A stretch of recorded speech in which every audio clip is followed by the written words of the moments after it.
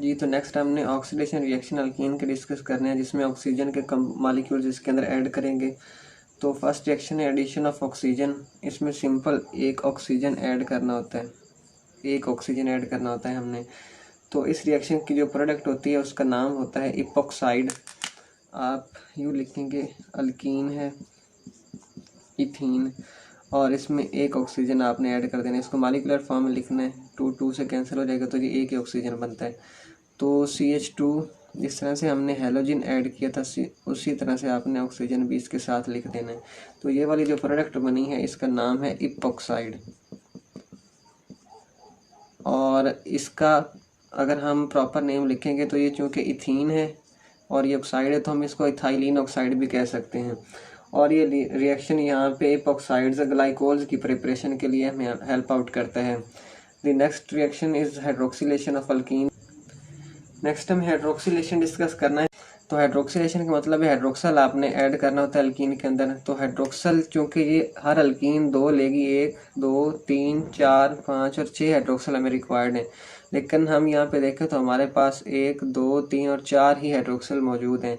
तो सबसे पहले हमें हाइड्रोक्सल बनाने पड़ेंगे। तो वो हाइड्रोक्सल हम बनाएंगे, यहाँ से ऑक्सीजन इन हाइड्रोजन के अंदर ऐड करेंगे। आप ऐसे करें, इन सारों को ही ऑक्सीजन दे दें तो ये सारे हाइड्रोजन ही हाइड्रोक्सल बन जाते हैं। तो 4 आपने और हाइड्रोक्सल तैयार कर लिए। तो पहले तो 6 इनको दे दें इनके हिस्से के, वो आप यहाँ से 4 ये और 2 ये 6 अलहदा करके इसके अंदर जमा करवा दें। तो ये बन जाएगा 3 CH2 ये सिंगल बॉन्ड है और इसके अंदर OH ऐड हो जाएंगे। अब यहाँ पे हमारे पास बाकी क्या बचा है, 2 OH हैं, ये वाला और ये वाला, और 2 K हैं। हम इन 2 K को मिला के इन 2 OH से 2 KOH बना देंगे। और बाकी हमारे पास जो बचा है, यहाँ पे MnO2 बचेगा, यहाँ पे भी MnO2 बचेगा, क्योंकि 2 हमने ऑक्सीजन निकाल लिए, 2 यहाँ से निकाले 2 यहाँ से निकाले। तो 2 MnO2 को यहाँ पे हम साथ लिख देते हैं। तो ये रिएक्शन हाइड्रोक्सिलेशन का हमारा कंप्लीट हुआ है। लेकिन इस रिएक्शन की इम्पोर्टेंस क्या है कि पिंक कलर होता है KMnO4 का, पिंक कलर होता है। जब भी ये अल्कीन के अंदर हम इसको डालते हैं तो इसका पिंक कलर डीक्लोराइज हो जाता है, decolourises the pink colour of the KMnO4। तो ये एक टेस्ट के तौर पर यूज़ कर सकते हैं कि जब भी आपने पहचानना हो कि अल्कीन है या नहीं है तो KMnO4 डालें। अगर इसका पिंक कलर डिस्चार्ज होता है तो ये समझ लें कि अल्कीन है, अगर नहीं होता तो ये कोई और चीज़ होगी। इस हाइड्रोक्सिलेशन के लिए हमने जो कैटालिस्ट यूज़ किया है वो था 1% KMnO4। इस रिएजेंट का नाम है बायर्स रिएजेंट। और जिस तरह से लिंडलर्स कैटालिस्ट हमने डिस्कस किया है, बायर्स रिएजेंट भी बहुत ज़्यादा इंपॉर्टेंट वाला है, क्योंकि इस तरह का एज सच नेम आ जाता है बायर्स रिएजेंट कि ये क्या होता है और इसका रिएक्शन किस तरह से होता है। तो आपने इसको भी याद रखना है अच्छी तरह से कि बायर्स रिएजेंट 1% अल्कलाइन KMnO4 को कहते हैं। नेक्स्ट कंबस्टन रिएक्शन है इसका। तो कंबस्टन रिएक्शन में आपको पता है कि हमेशा से जो भी चीज़ होती है ऑक्सीजन की मौजूदगी में रिएक्ट करती है और इससे फिर हमें कार्बन डाइऑक्साइड और वाटर और साथ में हीट मिलते हैं। तो अल्कीन लिखनी है आपने CH2, इसके साथ अब ऑक्सीजन रिएक्ट करेगी O2। अब ऑक्सीजन के मॉलिक्यूल्स कितने लेने हैं, क्योंकि कार्बन डाइऑक्साइड बननी है, 2 कार्बन, इन्होंने 2 कार्बन ने 2 ऑक्सीजन लेके कार्बन डाइऑक्साइड बना देनी है। फिर हमारे पास 4 हाइड्रोजन है, 4 हाइड्रोजन से 2 वाटर बनते हैं तो बनेगा 2H2O। तो यहाँ पे देखें कितने ऑक्सीजन यूज़ हुए, 2 2 4 और ये 2, तो 6 ऑक्सीजन यूज़ हुए, 2 फिर हम लिखते हैं 3O2, तो ये 6 ऑक्सीजन पूरे हो जाते हैं। नेक्स्ट रिएक्शन है ओजोनोलाइसिस के, ओजोन की मौजूदगी में आपने ब्रेक डाउन करवाना। नेक्स्ट रिएक्शन है ओजोनोलाइसिस के, आपने ओजोन को यूज़ करके किस तरह से ब्रेक डाउन करवानी होती है। तो अल्कीन लिखें सिंपल, पहले CH2, इसके अंदर O3 यानी ओजोन का मॉलिक्यूल ऐड करें। तो इस तरह से ये इसके साथ अटैच होता है, CH2, ये डायरेक्टली ऑक्सीजन अटैच हुए पहले और फिर इनके साथ एक और ऑक्सीजन ऐड होता है। ये जो बना है इस मॉलिक्यूल का नाम हम मोलोजोनाइड कहते हैं, मोलोजोनाइड। ये मोलोजोनाइड अपने आप को रीअरेंज करता है और एक नई चीज़ बना देता है जिसको ओजोनाइड कहते हैं। उसके लिए हम ये कहते हैं कि ये वाला ऑक्सीजन उठा है और ये यहाँ से जाता है और इस बाण को तोड़ते हुए ऊपर चला जाता है। तो इसको हम नेक्स्ट यहाँ पे लिख लेते हैं कि ये CH2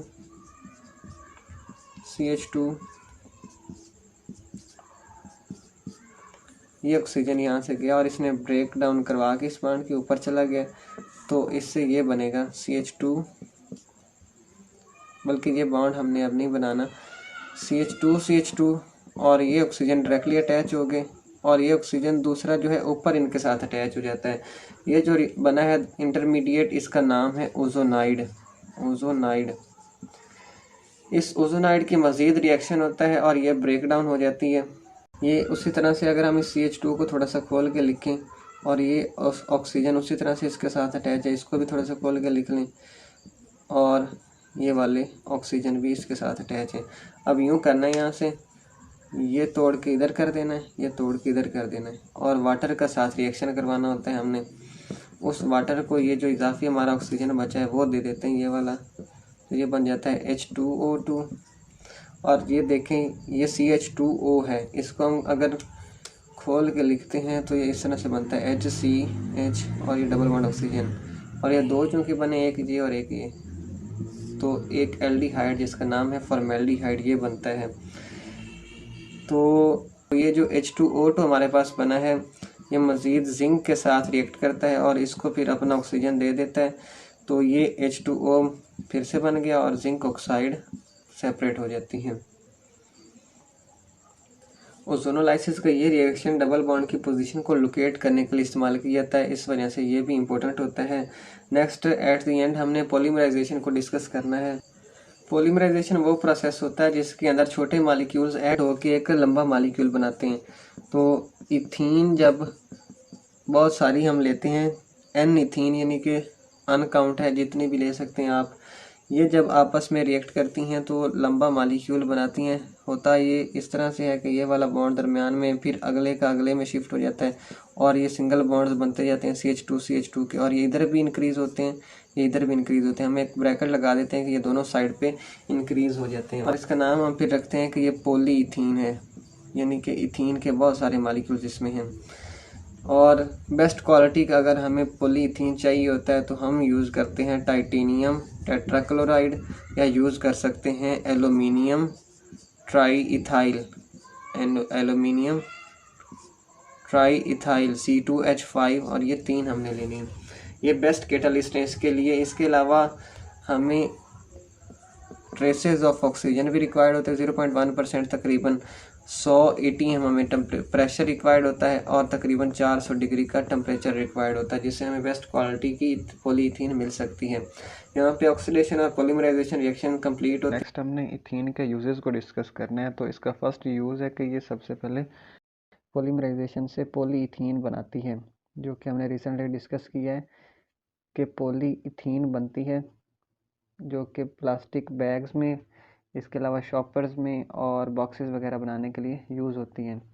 और दूसरा इसका यूज़ ये है कि ये जनरल एनेस्थेटिक के तौर पर यूज़ होती है। जनरल एनेस्थेटिक, और एनेस्थेटिक का मतलब होता है वो चीज़ जो किसी को बेहोश कर सकती है, तो ये बेहोश करने के लिए भी इस्तेमाल की जा सकती है। थर्ड इसका यूज़ ये है कि ये आर्टिफिशियल राइपनिंग में भी इस्तेमाल होती है। फ्रूट्स की आर्टिफिशियल राइपनिंग में जो गैस यूज़ होती है वो इथीन होती है। और सबसे अहम पॉइंट इसका जो है वो है इसकी preparation of mustard gas. Ethene से मस्टर्ड गैस बनाई जाती है जो कि World War I में यूज़ हुई थी एज ए वीपन। और इसका प्रिपरेशन इस तरह से होती है कि हमने 2 इथीन के मॉलिक्यूल्स लेने होते हैं और साथ में सल्फर क्लोराइड H2Cl2 लेना होता है। तो इसमें से एक सल्फ़र और ये 2 मॉलिक्यूल्स एक साथ जुड़ जाते हैं। एक सल्फ़र इसमें से लेना है आपने और 2 क्लोरीन उसके एंड पे चले जाते हैं। जिस तरह से सल्फ़र है इसके साथ आपने ये CH2 इधर भी जोड़ देना है और CH2 इधर भी जोड़ देना है, और इनके दरमियान वाले जो बॉन्ड्स आगे शिफ्ट हो जाएंगे और उनके साथ क्लोरीन ने आके अटैच हो जाना है। अब इसका IUPAC नेम भी इम्पोर्टेंट है। इसको कहते हैं, चूँकि ये अल्फ़ा कार्बन पहला होता है और दूसरा कार्बन बीटा कहलाता है, तो इसका नाम जो बनता है वो बीटा कार्बन के साथ चूँकि क्लोरीन अटैच हो तो हम कहते हैं कि बीटा बीटा डाई क्लोरो के दो जगह पे क्लोरीन अटैच है, बीटा बीटा डाई क्लोरो। और एक साथ इथीन के मालिक्यूल्स भी हैं, दो इथीन के मालिक्यूल्स हैं, तो हम कहते हैं beta beta die chloro ethyl sulphide, ethyl और सल्फर की वजह से सल्फाइड। तो ये इसके यूजेस हैं जनरल, और इसके अलावा इंडस्ट्री वगैरह में भी इसको यूज़ कर सकते हैं as a starting material of different compounds.